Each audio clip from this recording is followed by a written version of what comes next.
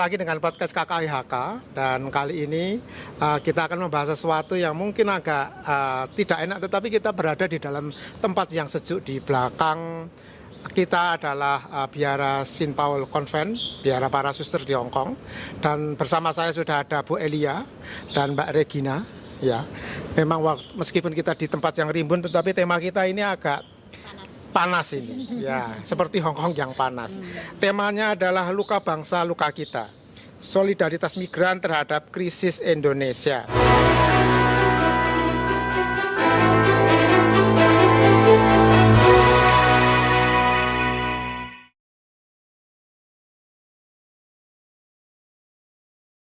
Nah, mungkin baik, mau mulai dari Bu Elia dulu atau Mbak Regina?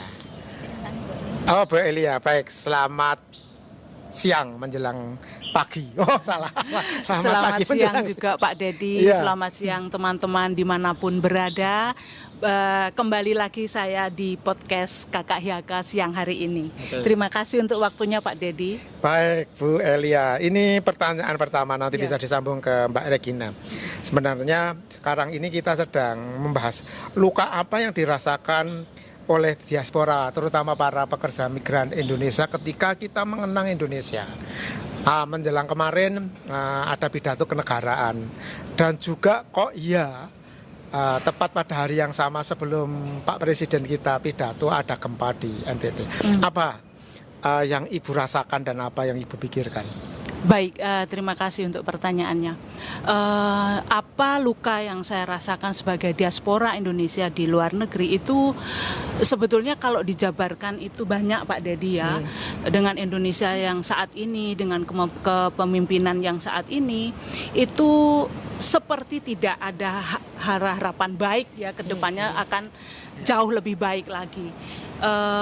Dan luka yang saya rasakan itu bagaimana perjuangan para pendiri bangsa dulu yang begitu luar biasa, mengorbankan jiwa, raga, nyawa, segala macam untuk bisa memiliki Indonesia yang merdeka, yang jauh lebih baik. Tapi belakangan ini itu sangat saya sendiri sangat mengkhawatirkan karena dengan kemajuan dunia yang begitu luar biasa, canggihnya, bahkan di negara lain itu sudah melangkah jauh lebih maju untuk bisa sampai ke Mars, tapi Indonesia sendiri malah semakin tertinggal kayaknya seperti itu. Nah, itu yang menjadi luka yang pertama. Yang kedua, kami sebagai PMI yang ada di Hong Kong, selama ini kami sudah banyak sekali memberi devisa kepada Indonesia sendiri sebagai migran, itu dari apa yang kami kirimkan setiap bulan untuk keluarga, untuk apapun itu. Tetapi dari pemerintah sendiri itu belum mengapresiasi kami sebagai PMI itu yang menjamin kami untuk bisa lebih baik lagi setelah tidak bekerja di luar negeri itu. Ya, Terima oke. kasih. Terima kasih Bu Elia. Apakah punya pengalaman yang sama Mbak Regina? Gimana pengalaman atau pandangan Mbak Regina? Kalau pengalaman dari saya sih sebenarnya saya melihat dari keluarga saya dulu ya Pak. Iya. Karena saya punya anak dan sekarang sudah kuliah semester 4. Oh. Ya, terus melihat keadaan Indonesia seperti itu, apalagi kami di luar, orang tuanya kerja di luar negeri, itu kan jauh ya Pak dari keluarga gitu. Jadi rasanya itu kayak nanti anak saya akan jadi apa ya kan ya. Ya, Iya, ada karena pertanyaan gitu ya. Kayak waktu pemilu itu kayak digaungkan banget, wah Indonesia akan seperti ini. Jadi kami di sini itu punya harapan gitu loh, akan lebih baik gitu. Tapi kenyataannya kalau lihat berita-berita, kita kan dapat informasi dari berita. Jadi ya kecewa banget gitu.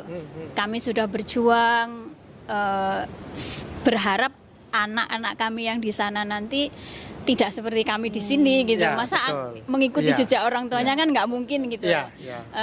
Setidaknya kan mereka akan menjadi lebih baik demi kemajuan bangsa juga kan. Tapi kalau lihat kondisi saat ini tuh semakin terpuruk gitu loh Pak. Jadi kayaknya itu sia-sia gitu. Dan itu apakah memang terasa sekali ya? Terasa sekali Pak. Seperti apa misalnya? Apakah ada komunikasi dengan anak yang kuliah?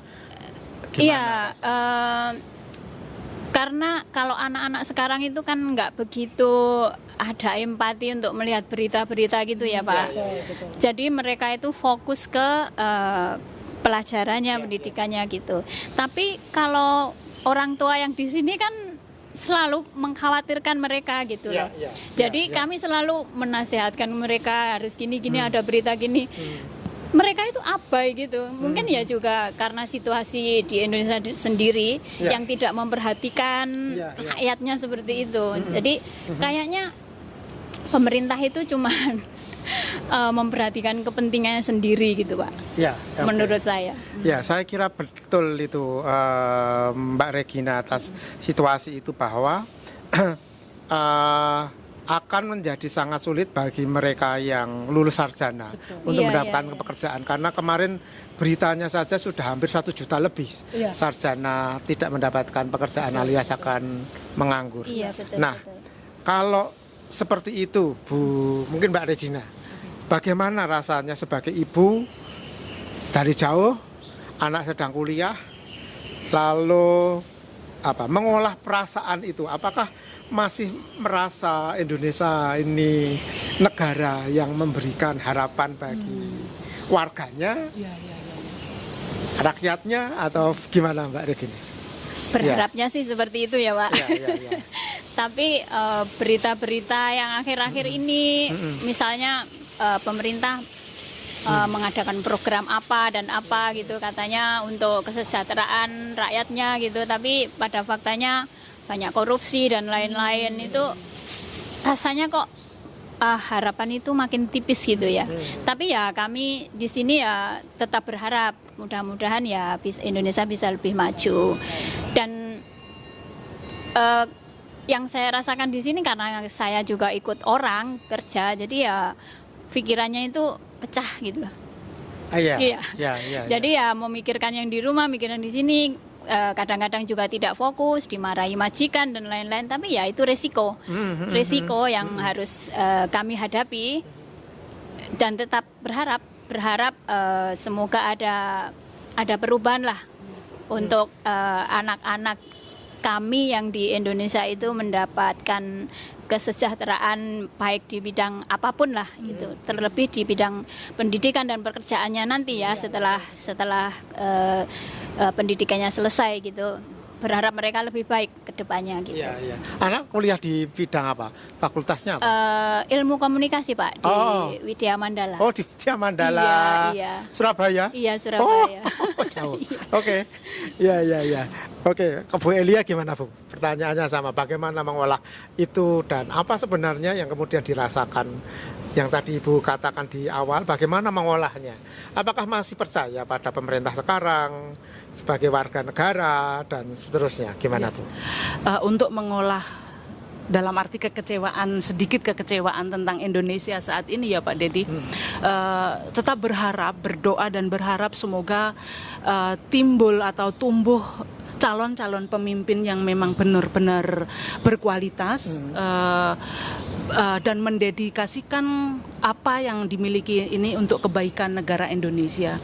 Karena bagaimanapun negara Indonesia ini adalah negara yang besar, punya SDA yang sangat luar biasa, dan itu diperlukan orang yang benar-benar mencintai Indonesia dengan tulus dalam hal apapun itu untuk kesejahteraan masyarakat Indonesia itu sendiri.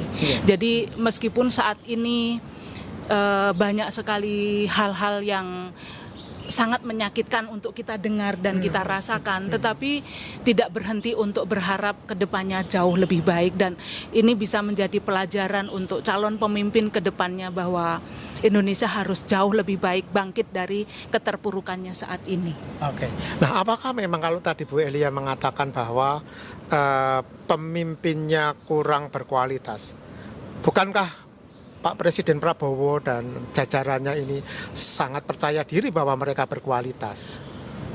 Oke, dari kualitas dalam arti Pak Prabowo pasti orang yang berkualitas karena mampu menjadi seorang presiden. Ya, betul. Tetapi dalam hal ini memang sih selalu digaungkan untuk rakyat kecil, untuk rakyat miskin, untuk kesejahteraan. Tetapi untuk menuju ke sana itu tentu Pak Presiden sendiri harus mau melihat ke real kenyataan di bawahnya seperti apa.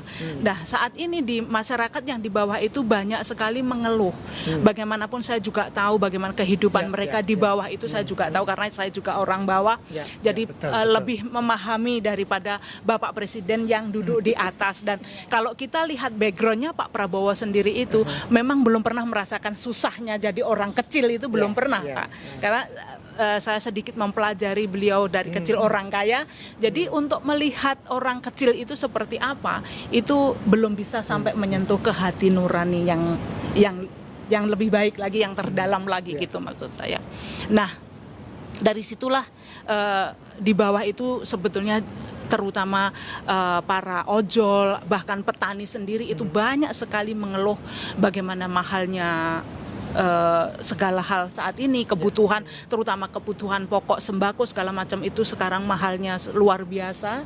Bahkan saya sendiri yang biasanya setiap bulan katakan habis sekian, tapi sekarang nggak cukup, harus ditambah lagi untuk memenuhi kebutuhan keluarga saya dalam waktu satu bulan. Sudah terasa. Iya, saya sudah terasa itu karena saya sendiri di keluarga itu memperlakukan belanja dalam untuk full 1 bulan itu habis berapa dengan segala macam ini. Nah, itu nanti akan terkontrol pengeluaran itu boros atau enggak, itu akan terkontrol. Jadi dari situ saya tuh berarti dalam waktu 1 bulan udah ada kenaikan budget yang harus saya penuhi itu sekian gitu. Ya.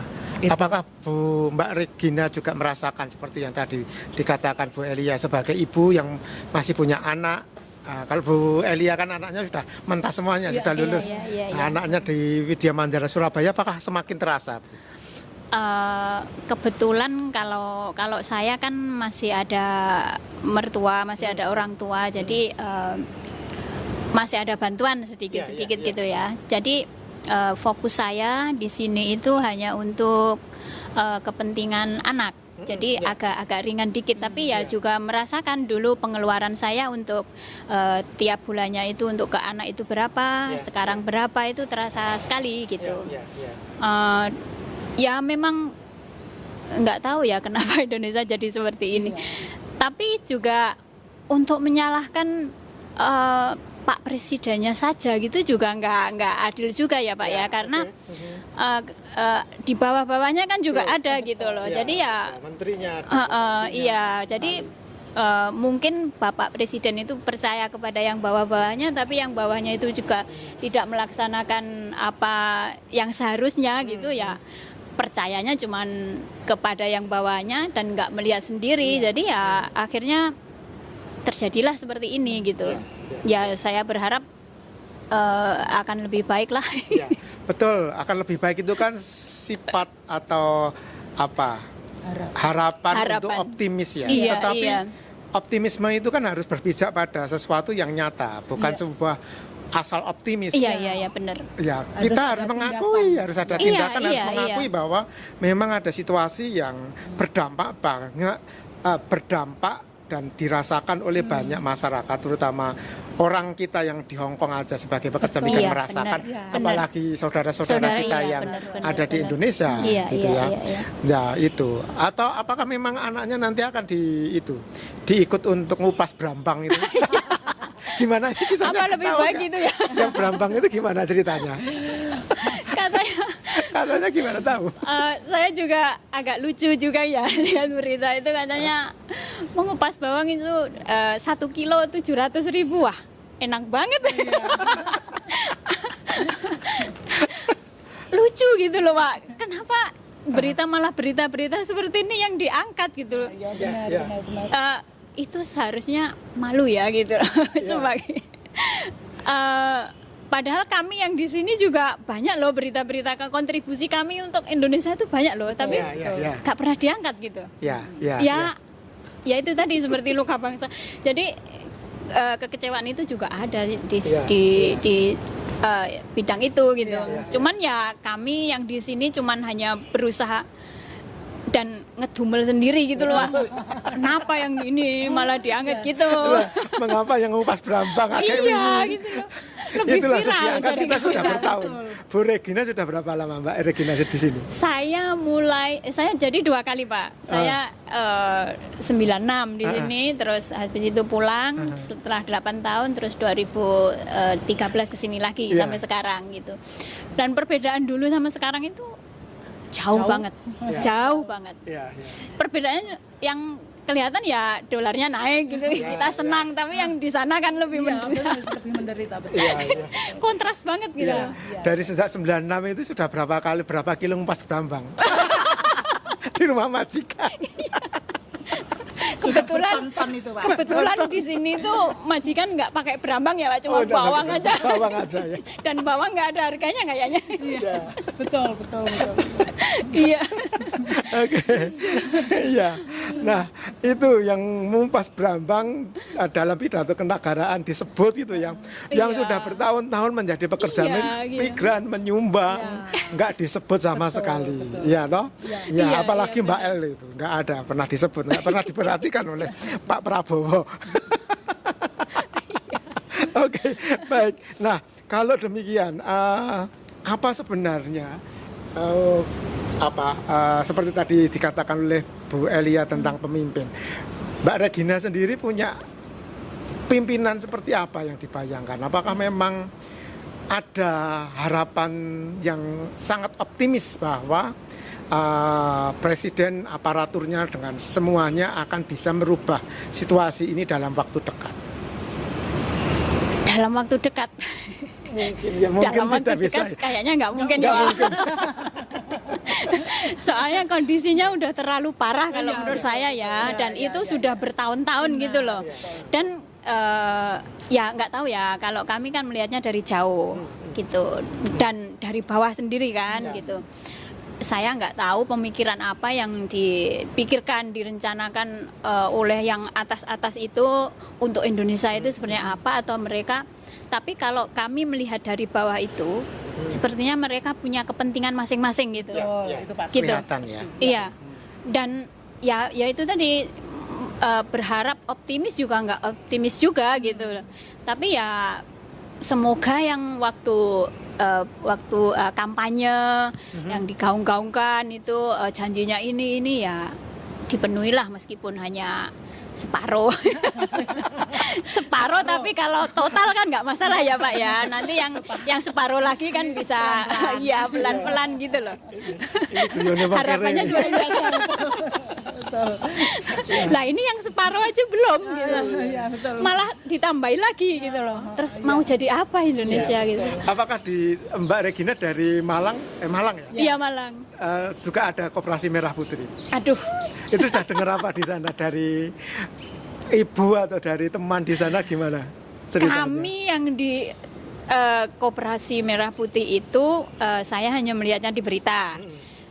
Karena kami orang kecil di sana ya Pak. Jadi saya belum mungkin mereka nggak aware juga. Yang penting kita kerja hari ini bisa makan sudah cukup gitu. Jadi nggak begitu memperdulikan urusan orang atas gitu. Kasarnya ngomong gitu. Jadi kami ya di rumah itu kalau ngobrol apa ini tuh ya iya tentang sehari-hari, nanti ke sawah atau ke ladang gitu, udah panen, ada sawah gitu, udah panen belum atau apa gitu. Cuman sekitar itu aja. Kalau koperasi itu mending disimpan sendiri aja Pak. Jadi masih orang tua masih bertani. Bertani. Ya. Belum untung 2 triliun. Oh, Lebih kayaknya Pak.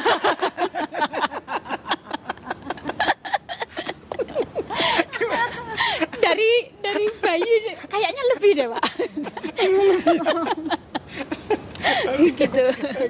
Oke, Bu Elia gimana? Apakah di kampung juga dengar program-program prioritas yang dibanggakan oleh pemerintah? Kebetulan di kampung saya itu daerah tujuan wisata juga, jadi sudah banyak kemajuan, beberapa tahun ini sudah banyak lagi kemajuan, dan itu dari segi wisata, dari segi pariwisata. Kalau untuk Koperasi Merah Putih itu ada, tapi berjalan atau belumnya saya belum tahu, karena beberapa bulan yang lalu saya lihat itu masih dalam pembangunan. Nah mungkin sekarang sudah selesai, tapi nggak tahu nanti masyarakat itu mau belanja ke situ apa enggak, saya juga nggak tahu gitu. Karena di tempat saya itu yang diutamakan dari income untuk desa itu dari pariwisata. Oh, gitu. Tadi bangunannya sudah ada. Sudah ada. Tapi belum berjalan. Belum berjalan. Masih bentuk bangunan. Iya, tapi itu memang kebetulan tempatnya strategis. Itu tidak di tengah hutan. Oh tidak. Tempatnya sangat strategis karena masuk ke perbatasan Kabupaten Malang dan Kabupaten Blitar dan itu tepat di jalan poros gitu. Ternyata mengamati ya dari Ya, sini pasti saya tetap mengamati. Benar. Saya jangan diabaikan. Iya, terutama di daerah saya para itu saya migran mengamati.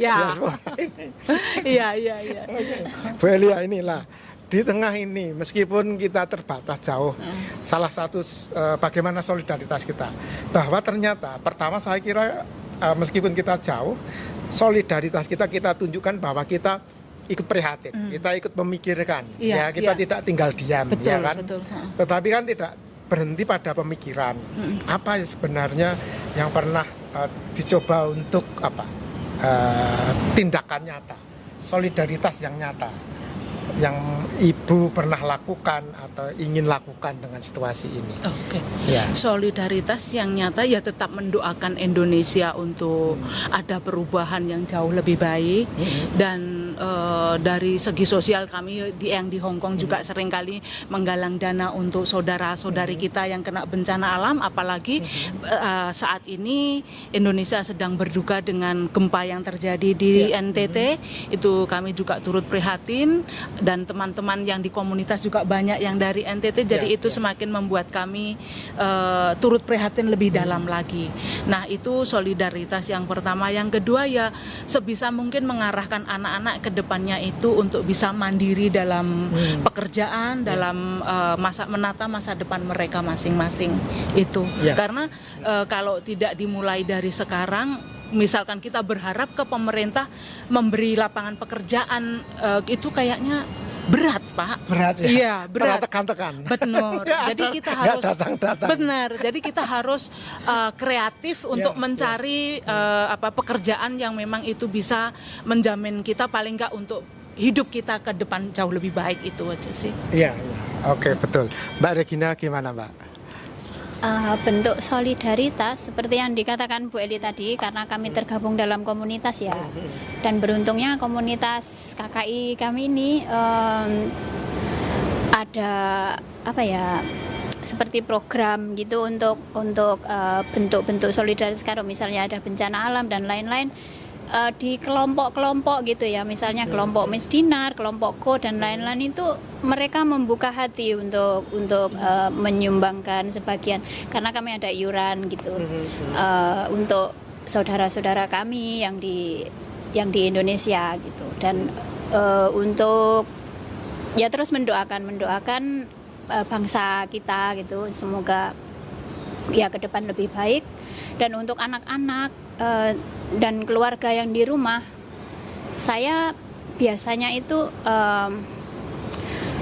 memberi jangan mengatakan menasihatkan kepada mereka itu jangan terlalu melihat berita-berita yang, jangan terlalu menelan mentah-mentah gitu, berita-berita yang di luar gitu, karena banyak berita yang nggak benar gitu sebenarnya, dan bagi nggak bisa dipungkiri bagi orang-orang Indonesia yang di bawah itu kan pendidikannya juga masih di bawah ya Pak. Jadi kadang-kadang sering terprovokasi gitu kan. Jadi dan sekarang kan media kan banyak banget, dari YouTube, dari yang lain-lain gitu, Facebook dan lain-lain, itu banyak sekali berita-berita yang yang memprovokasi dan lain-lain. Jadi saya yang di sini sebisa mungkin, kami semua lah mungkin ya, mengarahkan mereka bisa memilah-milah gitu, mana yang ini. Jadi jangan terlalu cepat menanggapi gitu. Gitu Pak. Iya. Dan memang yang sekarang ini saya kira bukan provokasi dan bukan hoax, itu hampir sebagian besar orang Indonesia sekarang mengeluh tentang bahwa pemerintah sedang membutuhkan iuran lewat pajak. Ya, Wajah itu ditarik di mana-mana. Dan salah satunya BPJS. Tadi Bu Elia katanya tahu bahwa memang Saya kira memang BPJS Iya. itu salah satu yang memang menjadi target pemerintah untuk mendapatkan pendapatan dari rakyat. Betul. Nah, gimana di Hong Kong sendiri gimana, Bu? Ya, ini dari yang saya tahu ya Pak Dedi untuk BPJS ini, karena kebetulan saya juga sudah punya BPJS yang kesehatan dari Indonesia. Nah, yang saya tahu untuk yang PMI di Hong Kong ini, BPJS itu ada arahan dari masing-masing agensi gitu. Kalau agensi kita nggak memberi tahu kita untuk ini harus mengurus BPJS sebagai PMI yang di Hong Kong harus mengurus BPJS, ini kayaknya nggak terlalu ditekankan juga. Tetapi yang di Indonesia untuk BPJS kesehatan itu saat ini itu memang sepertinya sudah diharuskan semua punya BPJS karena ya mungkin sebagai kita tahu orang Indonesia kalau sakit supaya lebih mudah, meskipun saya baca berita juga bahwa di tubuh BPJS sendiri itu carut marut gitu. Saya banyak membaca juga, tapi dari masyarakat kecil itu saat ini memang sudah mulai digaungkan lagi untuk punya BPJS gitu. Nah, sebagai PMI yang saya tahu juga itu kayaknya bukan satu keharusan untuk punya BPJS ketenaga kerjaan. Itu yang saya tahu. Karena agensi saya juga nggak pernah ngasih tahu saya harus mengurus BPJS gitu. Karena kebetulan bulan kemarin, bulan Juli saya baru menambah kontrak yang baru lagi dan agensi juga nggak menyinggung tentang BPJS ini gitu. Oke, ya. Jadi memang bahwa BPJS itu adalah program pemerintah, seperti juga tarikan atau pajak yang lain. Diharapkan dengan BPJS ini kemudian ada pemasukan dari masyarakat lewat program BPJS, karena itu kan ada dua toh skemanya, kan ketenaga kerjaan dan kesehatan, semacam itu. Ya, memang secara prinsip kalau itu memang dipenuhi itu bagus.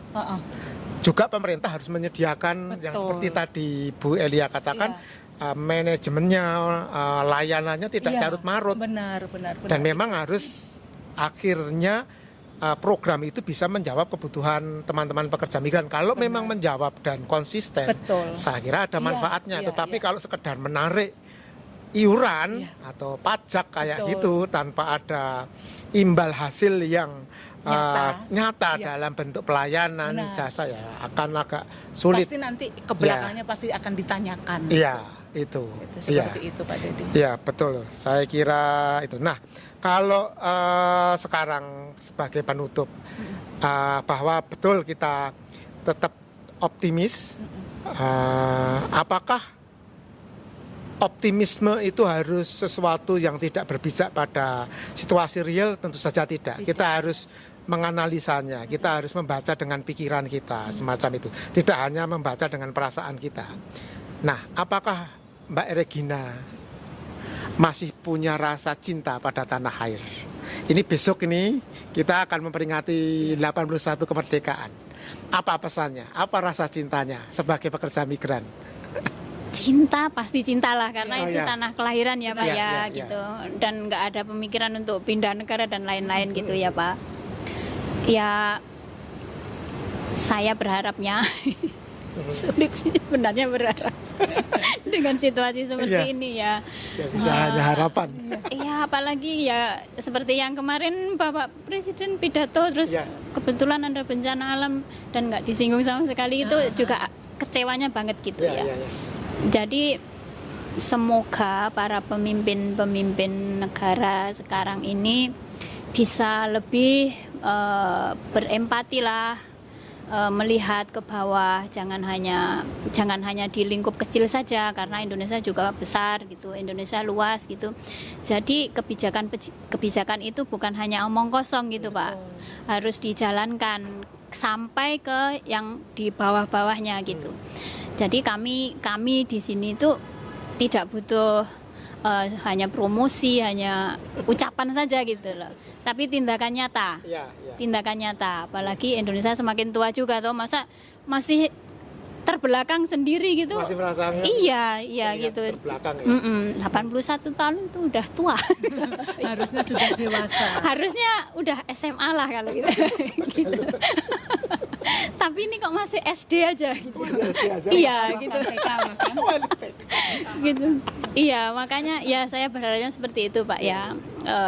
Semua yang pernah dipromosikan dulu, yang pernah digaungkan kan dulu, itu ada kenyataannya, ada tindakan nyatanya gitu bagi Indonesia. Oke, Bu Elia, Dan tetap cinta gimana? Indonesia. Iya. Gimana? Saya Bu tetap Elia? mencintai Indonesia bagaimanapun karena kita orang Indonesia lahir dan besar bahkan mungkin nanti meninggalnya pun di Indonesia. Itu saya tetap cinta Indonesia. Dan di usia yang ke-81 tahun ini semoga kedepannya lahir pemimpin Indonesia yang benar-benar merubah wajah Indonesia menjadi jauh lebih baik dan lebih maju lagi. Bisa dikata saat ini Indonesia sedang sakit. Semoga Tuhan yang maha adil, yang maha kuasa, yang maha segala-galanya memberikan rahmatnya untuk Indonesia, terpilih seorang pemimpin yang membawa perubahan ke Indonesia jauh lebih baik, lebih maju, dan masyarakatnya lebih sejahtera. Itu Pak. Amin. Oke. Terima kasih Bu Elia dan Mbak Regina atas Sama-sama, sharingnya. Pak Yudi. Dan para sahabat podcast KKHK, tadi juga sudah disampaikan oleh Mbak Regina dan juga Bu Elia bahwa komunitas KKHK, Komunitas Katolik Indonesia di Hong Kong, turut prihatin dan berdoa atas kejadian gempa yang menimpa saudara-saudari kita dari NTT. Dan kita tidak hanya berdoa tetapi sudah mulai di grup kita aksi untuk menggalang dana, meskipun mungkin tidak banyak tetapi kita sudah mulai untuk menggalang dana apa yang bisa kita buat bersama demi saudara-saudara kita yang mengalami situasi yang bencana di tanah NTT. Lalu yang kedua, besok podcast ini dibuat menjelang hari kemerdekaan, hari peringatan 17 Agustus, hari kemerdekaan Indonesia. Tadi sudah disampaikan, meskipun kita punya perasaan khawatir, punya perasaan tidak menentu terhadap kalau kita melihat Indonesia, tetapi kita punya harapan.